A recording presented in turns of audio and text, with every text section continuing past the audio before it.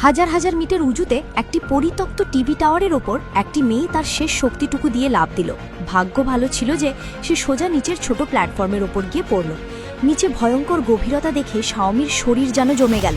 ধাতস্থ হতেই সে দ্রুত তার ব্যাগ খুলে জলের বোতল বের করল এবং এক নিঃশ্বাসে জল খেতে লাগল। শারীরিক ও মানসিকভাবে নিজেকে কিছুটা সামলে নেবার পর শাওমি উপরে ফিরে যাওয়ার জন্য দড়ি ধরার প্রস্তুতি নিল। কিন্তু সামান্য এই দূরত্ব তার কাছে এক অসম্ভব বাধা বলে মনে হচ্ছিল। উপায় না দেখে সে ব্যাগ থেকে একটি সেলফি স্টিক বের করল এবং সেটির সাহায্যে তার ব্যাগটিকে উপরের দড়িতে আটকে দিল। এরপর সে তার সমস্ত শক্তি দিয়ে লাফ দিল। সৌভাগ্যবশত তার শারীরিক ক্ষমতা তাকে সাহায্য করল এবং সে লাফ দিয়ে ব্যাগটি ধরতে সফল হল। শাওমি স্থির হতেই উপরে থাকা তার বান্ধবী লিসা নিজের জীবনের ঝুঁকি নিয়ে দড়ি টানতে শুরু করল। শাওমিও চুপ করে থাকল না, সেও তার সমস্ত শক্তি দিয়ে দড়ি বেয়ে উপরে উঠতে লাগলো। কিন্তু যখন সে প্রায় উপরে পৌঁছে গিয়েছিল তখনই একটি দুর্ঘটনা ঘটল। লিসা ভয়ে কাঁপতে কাঁপতে নিচে তাকালো। ভাগ্যিস তার বান্ধবী সময় মতো ব্যাগটা শক্ত করে ধরে ফেলেছিল, না হলে আরও একটি বড় দুর্ঘটনা ঘটে যেত। এবার সম্পূর্ণ সতর্ক হয়ে লিসা দড়িটা শক্ত করে ধরল এবং ধীরে ধীরে শাওমিকে উপরে টেনে তুলতে লাগলো। 10 মিনিটের কঠোর পরিশ্রমের পর সে তার বান্ধবীকে বাঁচাতে সফল হল। লিসার রক্তাক্ত হাত দেখে শাওমির চোখ কৃতজ্ঞতায় ভরে উঠল। সে নিরাপদে বেঁচে গিয়েছিল।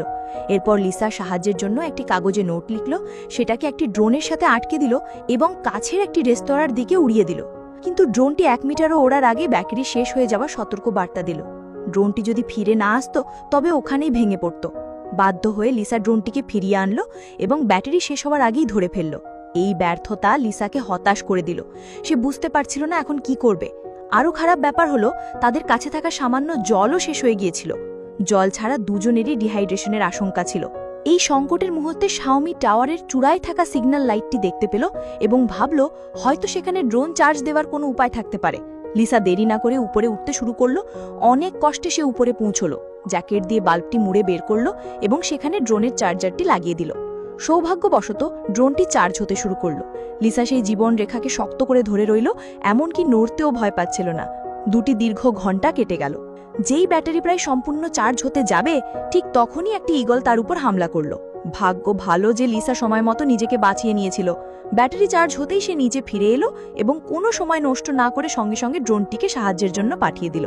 ড্রোনটি দ্রুত রেস্তোরাঁর দিকে উঠতে লাগলো, কিন্তু যখন সেটি প্রায় পৌঁছে গিয়েছিল তখন একটি ট্রাক এসে তাকে ধাক্কা মারল। সবচেয়ে খারাপ ব্যাপার হলো ট্রাক ড্রাইভার ড্রোনে লাগানো বার্তাটি দেখতেই পায়নি। শেষ আশাও ভেঙে যাওয়ায় লিসা পুরোপুরি ভেঙে পড়ল। সময় কাটতে লাগলো। খিদে এবং তৃষ্ণা লিসাকে কাবু করে ফেলছিল।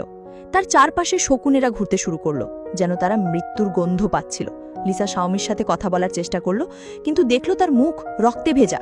শাওমি জানালো যে সে আসলে অনেক আগেই মারা গেছে। এই সব কিছু ছিল লিসার মনের ভ্রম। সে এতটাই আঘাত পেয়েছিল যে সত্যিটা মেনে নিতে পারছিল না।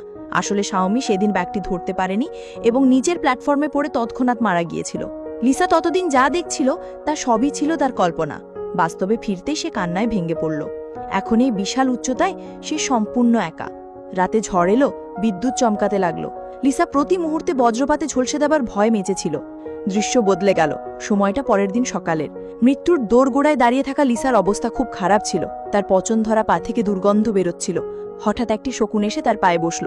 লিসা সুযোগে সদ্ব্যবহার করে শকুনটির মাথা ধরে ফেলল। জীবন মৃত্যুর এই লড়াইয়ে সে তার শেষ শক্তি দিয়ে শকুনটিকে মেরে ফেলল। তারপর খিদে মেটানোর জন্য সে সেই শকুনটিকে কেটে কাঁচাই খেয়ে নিল, যদিও তার খুব ঘৃণা হচ্ছিল।